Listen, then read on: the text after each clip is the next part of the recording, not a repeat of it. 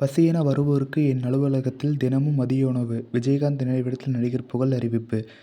பசி என வருபவர்கள் யாராக இருந்தாலும் கே. நகரில் உள்ள எனது அலுவலகம் வாருங்கள். தினமும் மதிய உணவு போடுகிறேன். எல்லாரும் வயிறார சாப்பிட்டு செல்லுங்கள். என்னுடைய வாழ்நாள் முழுவதும் நான் இதை செய்ய போகிறேன் என குக்கு வித் கோமாளி மூலம் கவனம் பெற்ற நடிகர் புகழ் தெரிவித்துள்ளார்.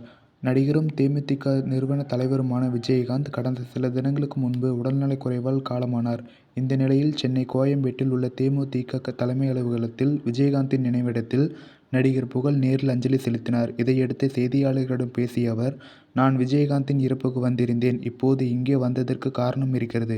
உணவுக்கு கஷ்டப்படும் பலருக்கும் விஜயகாந்த் உதவி இருக்கிறார் என பலரும் சொல்ல கேட்டிருக்கிறேன். சென்னை வந்த புதிதில் 50 கிராம் பக்கோடாவும் வாட்டர் பாக்கெட்டும் தான் எனக்கு உணவு. நிறைய கஷ்டப்பட்டிருக்கிறேன். மறைந்த நடிகர் விஜயகாந்த் பசி என வந்தவர்களுக்கு உணவு கொடுத்திருக்கிறார் என அந்த வகையில் இன்றிலிருந்து பசி என்று வருபவர்களுக்கு தினமும் மதியம் கே. நகரில் உள்ள எனது அலுவலகத்தில் சாப்பாடு போடுகிறேன்.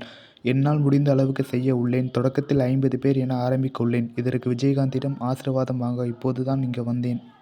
பசி என்று வருபவர்கள் யாராக இருந்தாலும் கே. நகரில் உள்ள எனது ஆபீஸுக்கு வாருங்கள். எல்லாரும் வயிறார சாப்பிட்டு செல்லுங்கள். என்னுடைய வாழ்நாள் முழுவதும் இதை நான் செய்ய போகிறேன். உங்களுக்கு பக்கத்தில் இருக்கும் யாராவது பசி என சொன்னால் உடனே சாப்பாடு வாங்கி கொடுத்து உதவுங்கள். ஏனென்றால் பசி கொடுமையானது. எனக்கும் அதன் கஷ்டம் தெரியும் என்றார்.